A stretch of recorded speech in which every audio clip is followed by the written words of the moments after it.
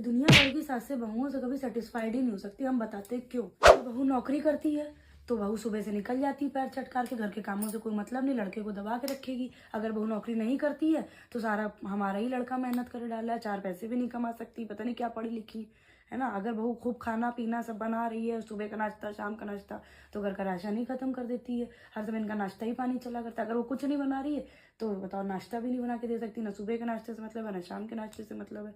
अगर वो जीन्स पहन रही है तो बताओ जीन्स पहनती है, ये करती।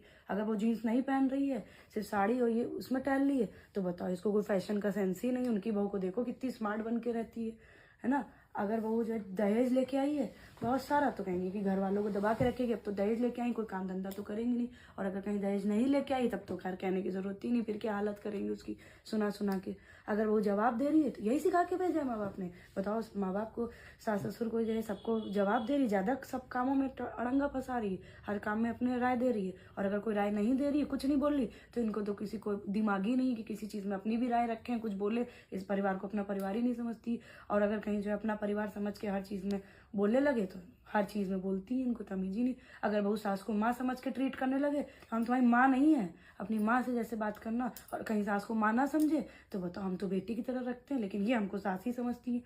तो बहुओं से सास कभी भी सेटिस्फाई नहीं हो सकती।